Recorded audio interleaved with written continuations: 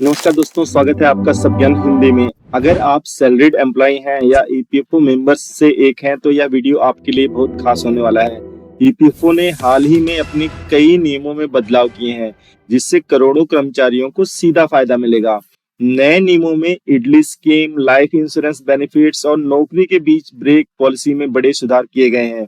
तो चलिए जानते हैं कि अगर आपको इन बदलावों से क्या फायदा होने वाला है और ये कैसे आपकी आर्थिक सुरक्षा को और मजबूत बनाएंगे। वीडियो को पूरा देखें क्योंकि हम आपको विस्तार से समझाने वाले हैं कि ये नियम आपके लिए क्यों जरूरी हैं। ईपीएफओ ब्याज दर बरकरार। तो ईपीएफओ ने हाल ही में सेंट्रल बोर्ड ऑफ ट्रस्टीज की बैठक में यह फैसला लिया कि 2024-25 के लिए ईपीएफओ की ब्याज दर 8.25% बनी रहेगी।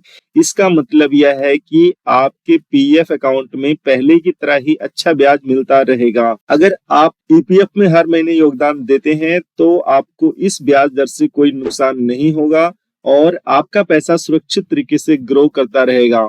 दोस्तों, बात करते हैं अगले लाइफ इंश्योरेंस बेनिफिट्स में बड़ा बदलाव किया गया है। तो दोस्तों, इससे पहले किसी मेंबर की कम सर्विस पीरियड में मृत्यु हो जाती थी तो उसके परिवार को कोई बड़ा इंश्योरेंस लाभ नहीं मिलता था, लेकिन नए नियमों के तहत अब ऐसे मेंबर्स के परिजनों को 50,000 रुपए तक का न्यूनतम लाइफ इंश्योरेंस बेनिफिट मिलेगा। ईपीएफओ के इस फैसले से हर साल लगभग 5,000 से ज्यादा परिवारों को फायदा होने की उम्मीद है। आगे जानते हैं इडली स्कीम में क्या बदलाव हुआ है। इडली यानी डिपॉजिट लिंक्ड इंश्योरेंस स्कीम एक ऐसा बेनिफिट है जो हर ईपीएफ मेंबर्स को लाइफ कवर के लिए रूप में मिलता है।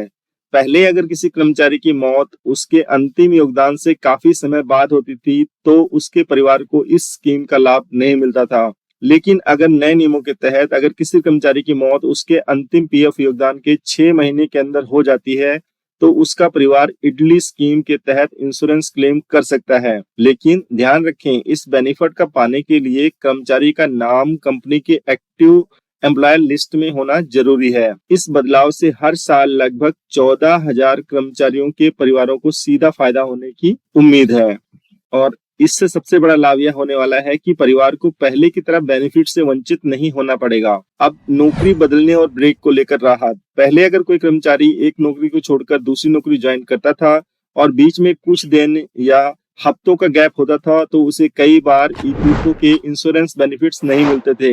नए नियमों के मुताबिक अगर किसी कर्मचारी की 2 नौकरियों के बीच 2 महीने तक का ब्रेक भी हो तो भी उसकी सर्विस को कंटिन्यूस माना जाएगा। इसका सबसे बड़ा फायदा यह होगा कि अगर इस बीच कर्मचारी की मौत हो जाती है तो उसके परिवार को 2.5 से लेकर 7 लाख रुपए तक का इंश्योरेंस क्लेम मिल सकेगा। इस बदलाव से हर साल 1,000 से ज्यादा परिवारों को फायदा होगा। तो दोस्तों, चलिए थोड़ा सा शॉर्ट में बात कर लेते हैं कि क्या क्या अब तक बताया गया आपको।